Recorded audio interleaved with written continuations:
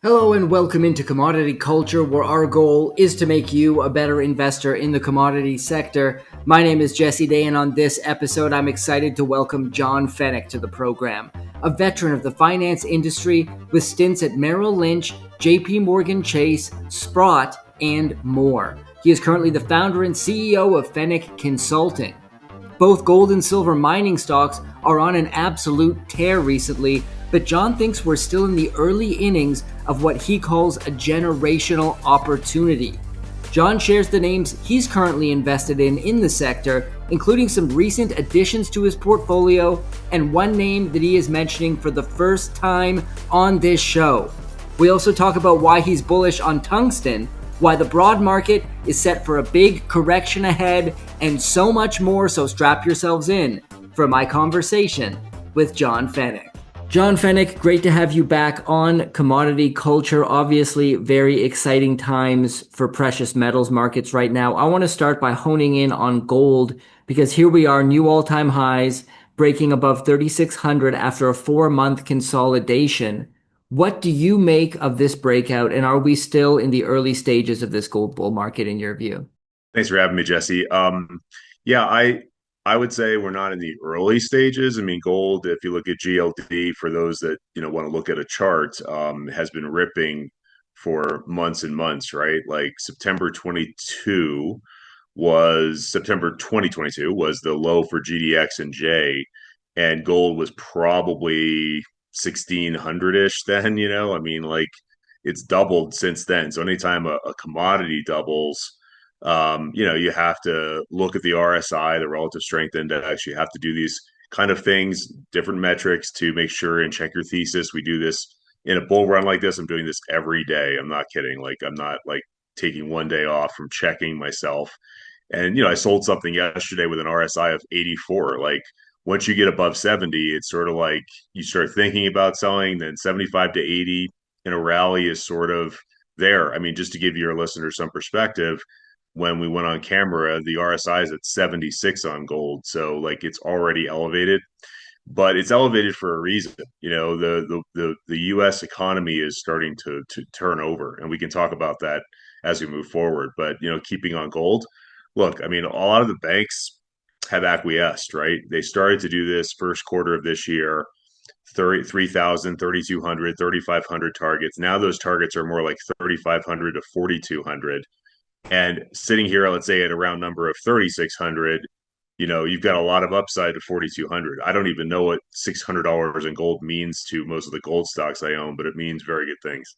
And do you think that I want to pull on one thread there, because you mentioned the economy, and obviously gold is a commodity, but it's also a monetary metal. Some people would just consider it as money. Does that factor in at all to the potential for gold to perhaps not behave like other commodities when it's seemingly overbought, and to continue climbing in the face of devaluing fiat currency, rising debt and deficits, and all of the problems that we have going on in the US and global economy at the moment? Yeah, that's a good point. Look, I hope I'm wrong. I always say that because I want the 4,000 target. I want the 5,000 target. We had three targets this year at 3,200, 3,500, and 3,800. We missed our target last year by $8. So we're pretty like, down the middle as far as our estimates go. We don't try to be sensational because I think the targets we hit this year are fantastic, right? Like you don't need, and we just proved this in earnings season. We don't need 4,000 gold for Newmont, Agnico, et cetera, to do well. Yeah, that's a great point. I wonder what your thoughts are on the Fed switching to the US economy here. They're seemingly abandoning their 2% inflation target. At least we don't, I mean, Powell's using Fed speak here. We kind of don't even know what he's saying sometimes. But in the last Fed meeting, he seemed to indicate we're going to be changing our policy. Trump obviously declaring on social media that inflation is at zero, as he continues to push Fed Chair Powell into lowering interest rates, giving him the nickname too late. I wonder what your thoughts are here on this whole fiasco. And if rate cuts do start being implemented, what do you think the effects would be on the gold price? Well, I do think rate cuts are going to be implemented starting September 17th, no question. However, how big is that and how what is the path for the Fed going forward is really the question investors need to be asking. A 25 basis point cut is already baked into the broad market as well as gold and silver. If we get more than that, that would be bullish. If we get Powell to show us a path to 2026, that would be bullish. Remember, Jesse, last year around this time, we were all talking 4 rate cuts for 2025. I was on your show, right? We talked about that. Then in December, after the Fed meeting, it became 3 rate cuts, and people were like, "Okay, that's fine." But then it became 2 rate cuts pretty quick, and now we're looking at 1 or 2 between now and the end of the year. So I think that rate cuts obviously are going to be bullish for the broad market, bullish for gold and silver. But I would argue that the broad market is, as Steph Pomboy says, just floating on air. Like the broad market has rallied since March of '09.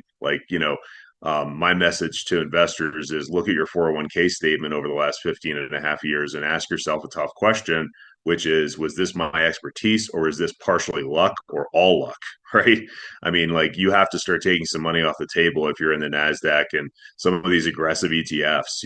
I just cringe when I start to see some of this stuff on client statements or when we do a phone call together, they mention this stuff and half of their net worth's in some of this stuff and they're 70 years old, right? Like the S&P right now is 45.41% tech as of August 31st. Like you do not want half of your equity exposure in a 401k, half of that being 25%, right? If you have a 50% weighting in the SPY in technology, like at that age, right? You have to be smart about it. And now a quick break to hear from our sponsor, ARK Silver Gold Osmium owner Ian Everard is considered one of the most honest and level-headed gold and silver dealers in the United States, praised even by his competitors. So give him a call today to take advantage of the specials right now. Silver Kangaroos 2023 1-ounce coins, mint fresh, only $2.47 over spot. Mint fresh silver maple leafs 2025 coins, 1 ounce, $2.87 over spot.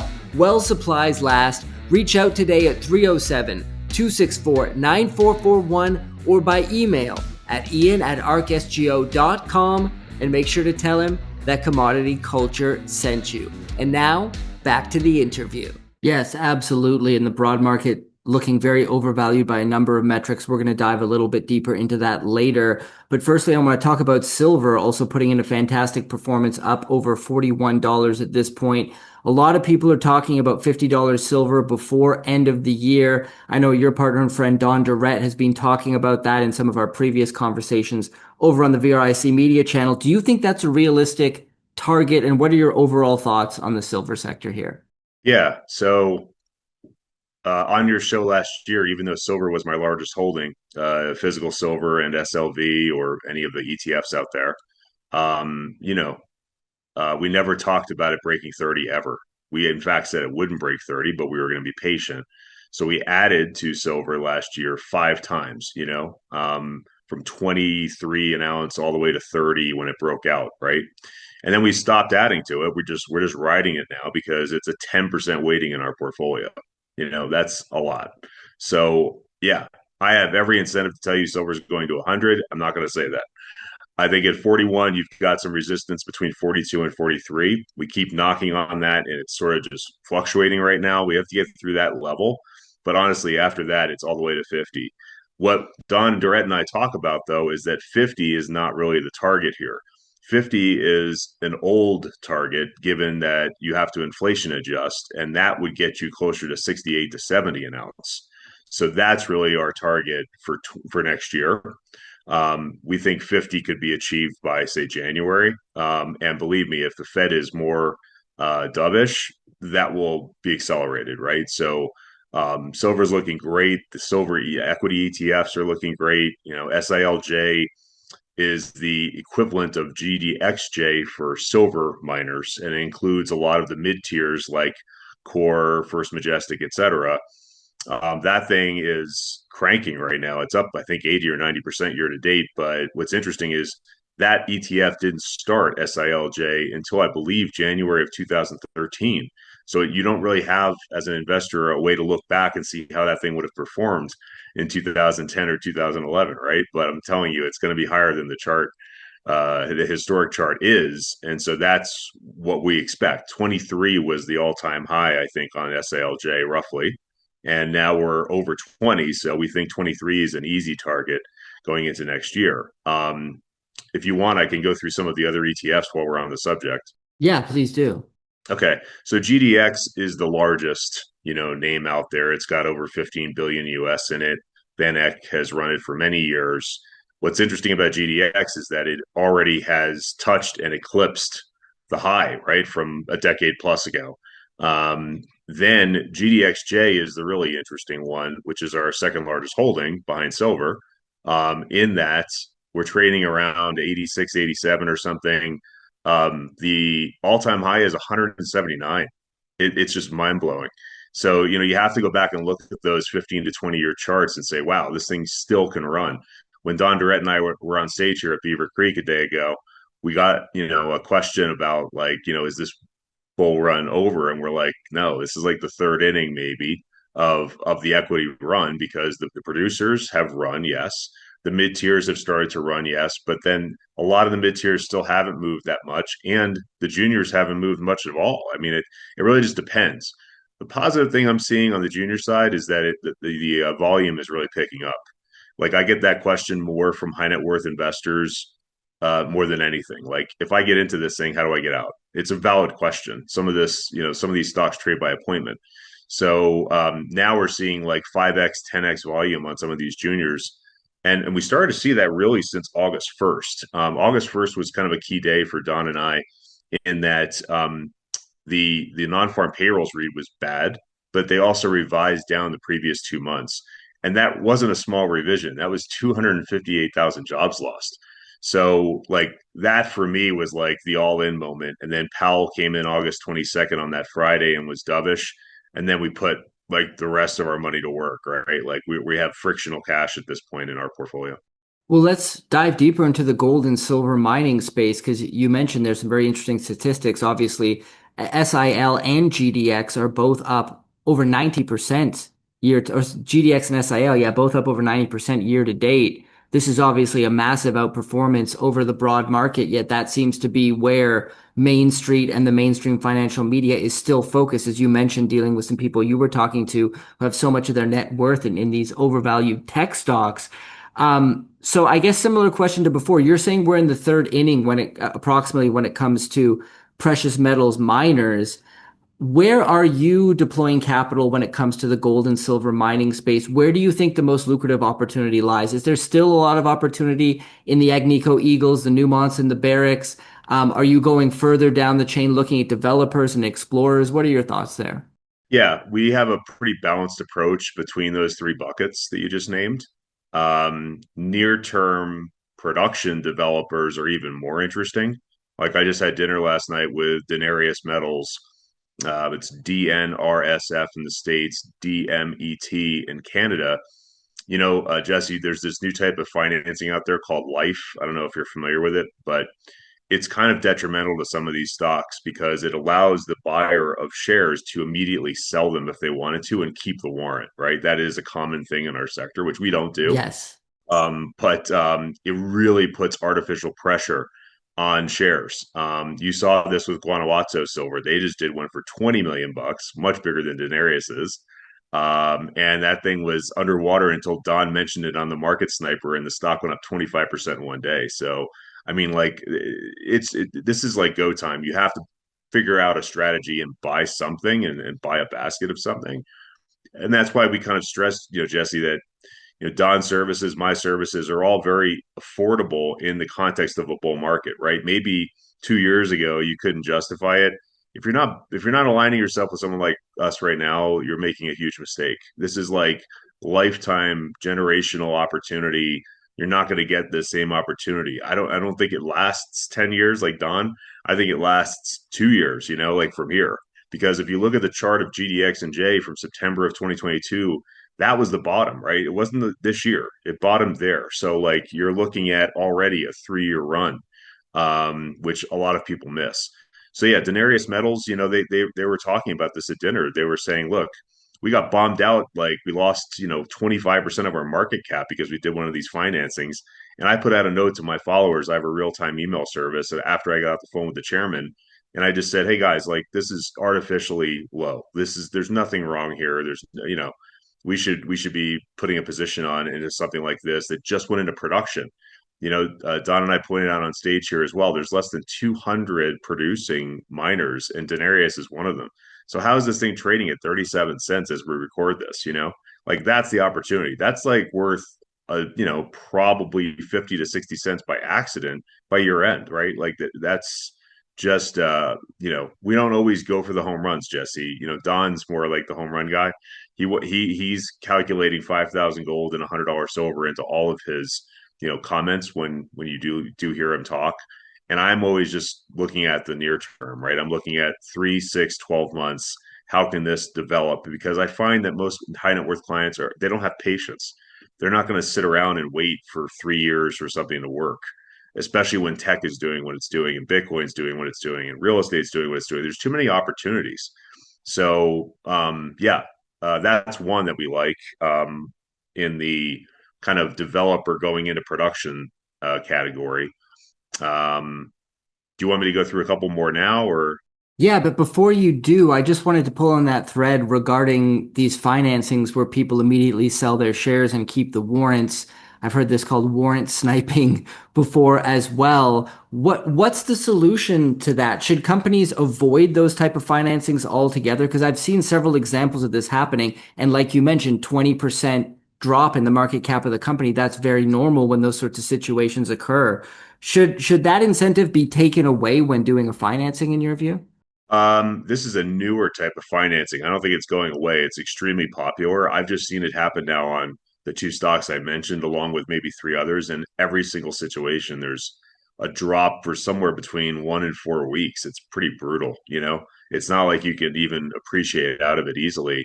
So I guess the argument from the CEO side would be, hey, we need to raise money to drill, and that's it, right? Like this is a capital intensive business.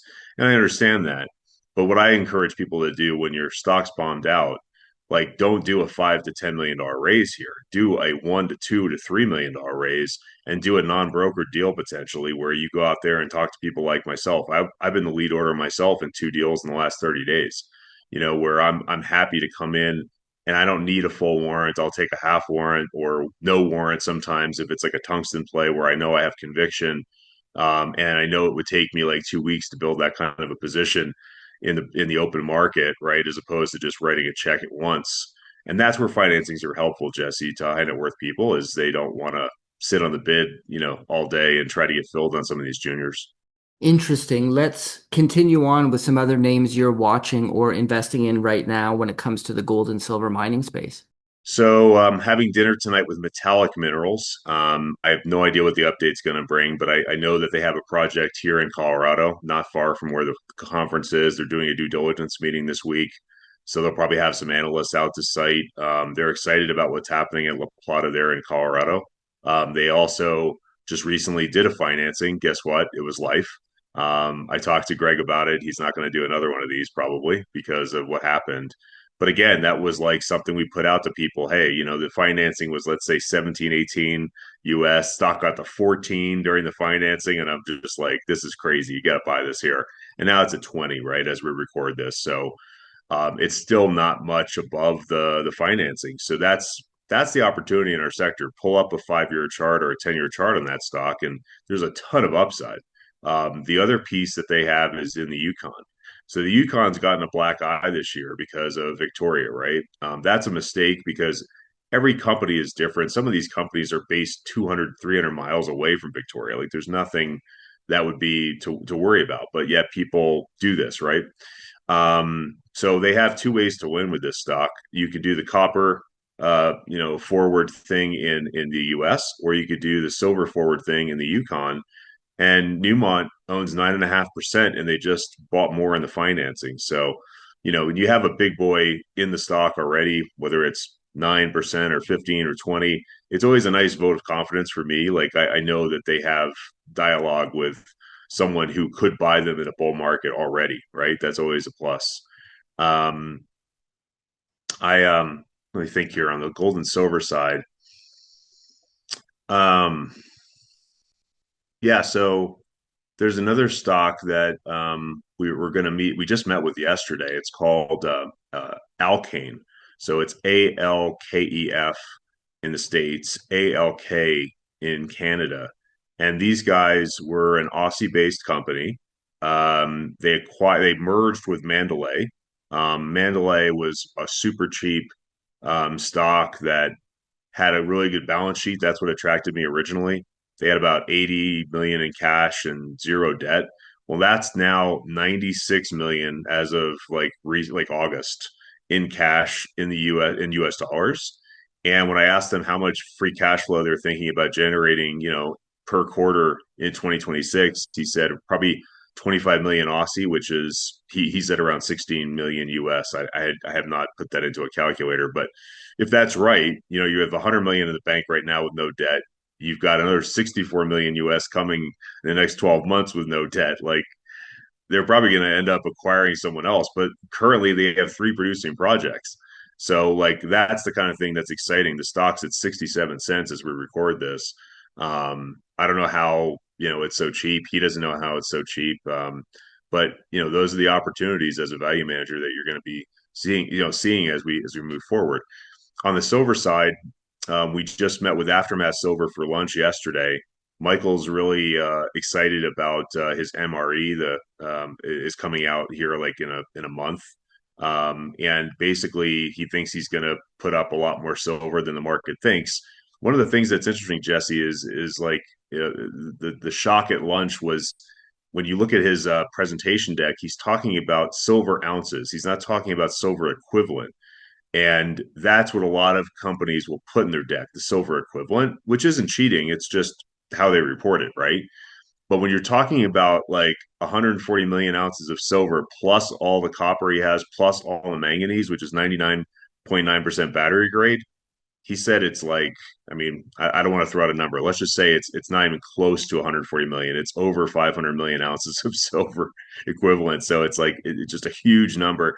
And the stock's at 57 cents today.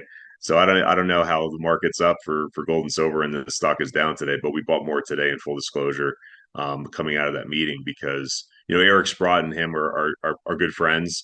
Eric put in a lot of money into Aftermath. It's actually his third largest holding. The ticker is AAGFF and AAG in Canada. Well, let's talk about some commodities outside of the gold and silver markets. You mentioned tungsten. Would love to hear your thoughts on the macro for tungsten and why you're bullish there, and any other commodities that you're currently watching that you think have upside up ahead, and any companies related to those commodities that you think are worth taking a look at. Okay, sure. Well, we've talked about Guardian Metal on your show at least two or three times. That one is GMTLF in the States, and it has no Canadian counterpart. Has a London ticker, GMET.L. Um, so the interesting thing with them is we got involved through a referral in the fall of 2023. Stock was at 15 cents US. It had a 10-cent bid and a 20-cent ask. And this is not unusual when you get listed on the OTC. You have a huge spread for a couple of weeks sometimes. And then hopefully, people place orders into that spread and it starts to narrow. And today the thing trades with like a 2 cent, bid ask spread. It's really great. But back then in the dark ages, it was not great in terms of how to buy it and sell it. We've just been accumulating it on dips, honestly, Jesse. It just came out with a news a few weeks ago saying that they were awarded a $6.2 million US check from the DoD. What people don't understand is that when you get that check, it opens doors to the DOE and to other U.S. government, departments, and that's the exciting thing for a company that was like a very very small micro cap just a year and a half ago. So then they came out with news like 2 weeks ago saying, "Oh, by the way, the billionaire guy that we've referred to in our press releases is Stan Druckenmiller." So Stan Druckenmiller now owns 15% of GMTLF, which is pretty huge because he doesn't need to sell, and they have a New York fund in the in the stock that doesn't need to sell, and then we're not selling. All my followers aren't selling, right? And the stock's at $1.10 now. So, going from we got in at 17 and a half, from 17 and a half to $1.10, it's been like an amazing run for us. And that is our largest equity position right now. We just let it appreciate, right? Um, Outside of tungsten, there with Guardian in Nevada, there's American Tungsten, which we did not meet with here. That's TUNGF in the States and TUNG in Canada. I'm going to be watching that one more closely because they are a past producer in Idaho. Idaho is a good jurisdiction in my view. It kind of flies under the radar in the States, and they're probably 6 to 9 months away from a government check. I know they've already proposed this to the White House, like it's on their desk, so to speak. But this process, Jesse, usually takes 16 to 18 months. Like it's brutal. And then when Trump reshuffled the deck in Q1, a lot of the people that my mining companies were talking to got fired. So you had to start over. It's crazy, but true. So I think that that's kind of the value under the radar here is that you can still buy some of this stuff before they get awarded a check. The one I think is getting a check relatively soon is Stillwater, which is PGEZF in the States and PGE in Canada. I'm having dinner with them tonight as well. They're going to be at the Metallic dinner. So I'll get a better sense. But the reason I say that is that I introduced Mike to some people in April of 2024 in DC when we were there together. So he has taken that ball and run with it and now has developed really strong relationships with some people in US government, but also in Montana in his home state. So, lastly, I'll give you another Montana play because I think Montana is becoming more and more supportive, and that one is Helix Exploration, which I've never mentioned anywhere before. That one is HHEXF in the States, HEX otherwise, and it's doing good volume. They raised money like real easy a couple of months ago, and they're basically helium production in Montana.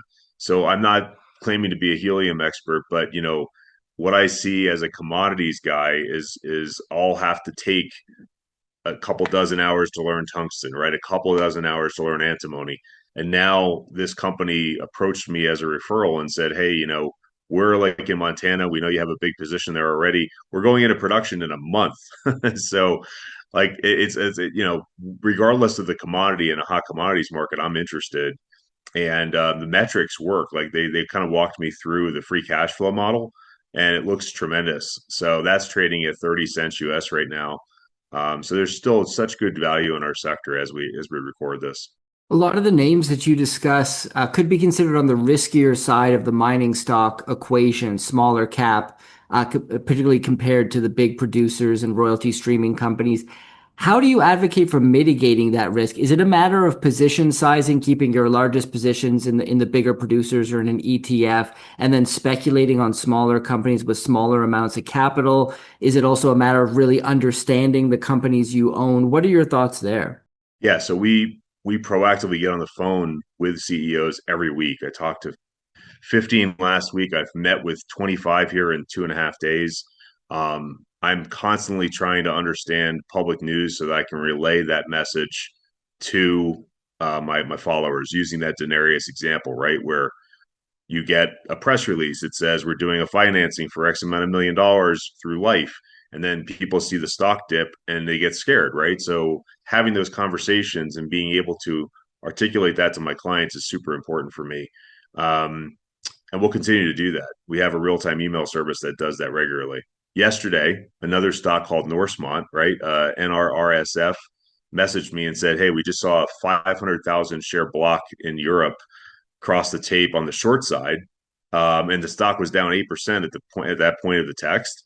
The stock went all the way back to close like pretty much flat yesterday. So that's the kind of market we're in now. Anyone who wants to play games with these stocks, who used to game them, which clearly there was that ability now is that door is closing, and it's great to see because these CEOs work so hard. Like I mean, everyone here I've met with a couple guys that have 40 to 50 meetings in 3 days. Like it is not an easy road in the mining space. But to answer your question, we use a hub and spoke structure, Jesse, which means we'll use GDX and J as the hub, along with SILJ, SIL, and SLVP. That whole thing is over 20% for us. So those are all producing companies. I don't have to think, oh, is CDE better than AG? Like I don't want to do that. So yes, we do have positions in individual producing names like Agnico, which have just kicked, you know what. So I'm not worried about that. I don't lose sleep over that. In fact, I don't lose sleep anymore as I go down in capitalization either. I used to, but even some of the ones that I was concerned with, for a time there, in terms of how the price action was reacting to the news, like Next Gold, we met here at the conference as well. NXGCF in the States and NEXG in Canada. I mean, they're real close to a permit, and the market, is starting to recognize this. You can see it on the chart, Jesse, when we get done here. Take a look. I mean, it's gone from 50 cents US to 90 cents US in a month. So I mean, this is the opportunity. They have 7 million ounces of gold in the ground, and now they have two projects with 3+ million that they can decide, do we, build this one first or build that one first, which is great. So yeah, it's that hub and spoke structure we've used literally since inception. We see the value in owning producers, unlike a lot of our competitors, because you have to have producing exposure right now with gold at this price. Yeah, that makes a lot of sense. I want to end with discussing the broad market as you touched on it earlier. Obviously, gold and silver miners, as we've been discussing, have been destroying the big indices.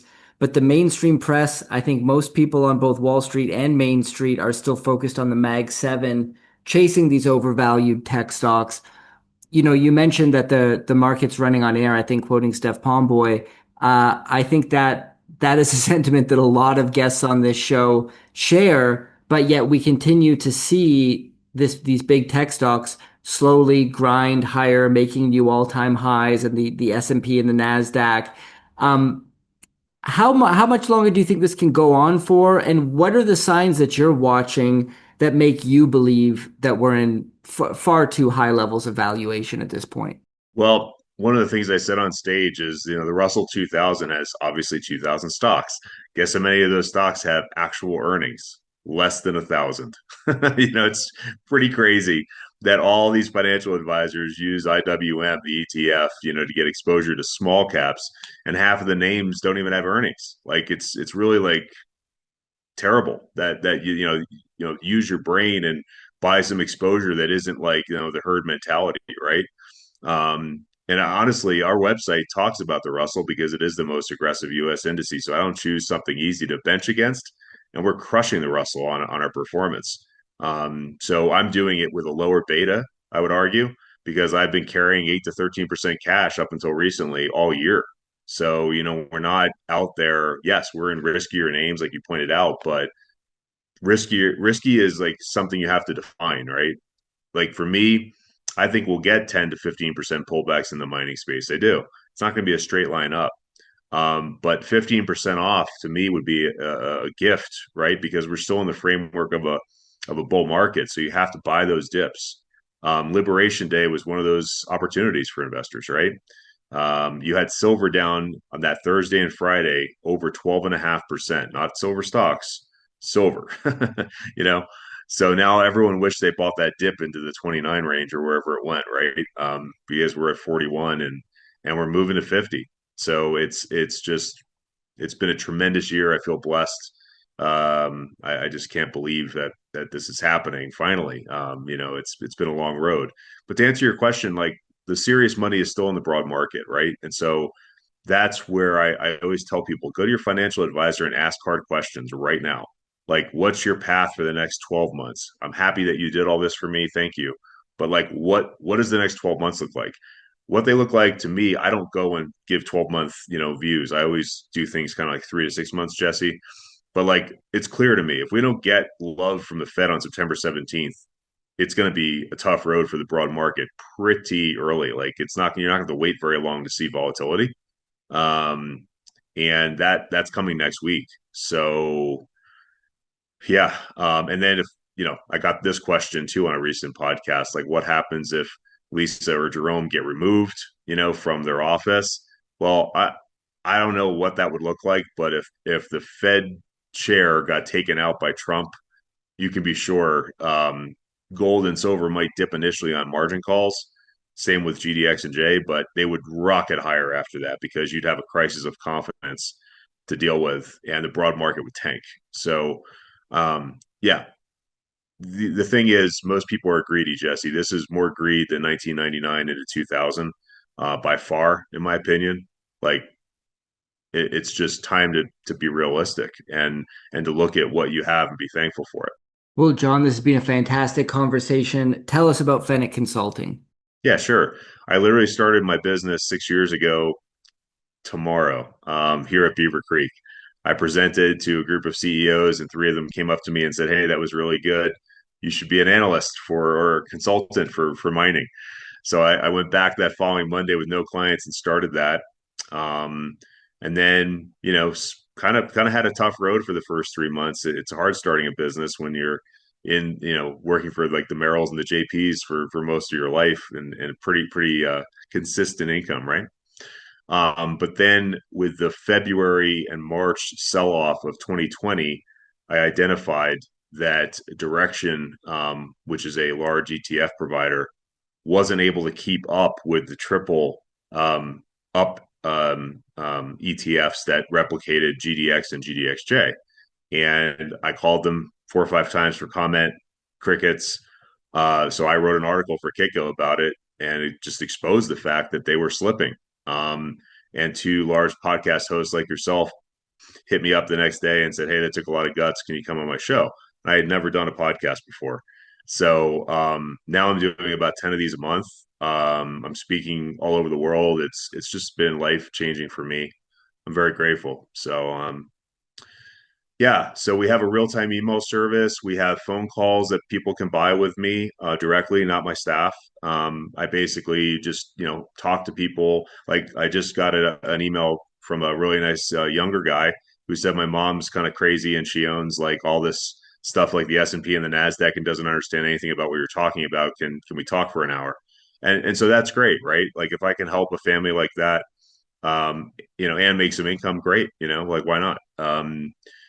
We don't say buy, sell, hold on those calls, Jesse, because legally you're not allowed to do that without a license. And I gave up my license a couple of years ago just because of my consulting business. But yeah, the real time emails are huge. Like yesterday, we said, hey, PPI came in with a big miss, but market seems to be okay with it, right? And GDX and J were both up to over 2.3% yesterday. So if you're getting that email in your inbox pre-market, super valuable, right? Because you know what I'm thinking about what just happened. And then CPI, same thing this morning, came in line with numbers, but still inching towards that 3% level. Yeah, I think to me, it's always like a puzzle, Jesse. These are all pieces of the puzzle. August 1st, non-farm payrolls was the first one, August 22nd with the Fed, second one. Now you've had non-farm payrolls and CPI the last 2 weeks, and now you've got the Fed September 17th. If the Fed really has our back and cuts 50 and then says some dovish things, it's going to be go time in our sector even more than I'm anticipating. So I'm hoping for the best. Great. Well, I'll put a link in the description below to Fennec Consulting for people who want to check that service out. Thank you once again, John. It's been a blast. Great to see you, Jesse. Thank you. And thank you for joining us today. The sponsor of this episode is ARC Silver Gold Osmium. Take advantage of their specials right now. Silver Kangaroos, 2023 1-ounce coins, only $2.47 over spot. Silver Maple Leafs, 2025 1-ounce coins, just $2.87 over spot while supplies last. Reach out to owner Ian Everard today at 307-264-9441 or by email at ian@arcsgo.com, and make sure to tell him that Commodity Culture sent you, and be sure to pick up your Commodity Culture merch using the link in the description below, all backed by a 100% quality guarantee, and I'll see you guys in the next episode. Commodity Culture is a series on commodities and natural resources. If you would like to see more, be sure to subscribe and hit the bell notification so you're always up to date with the latest episodes.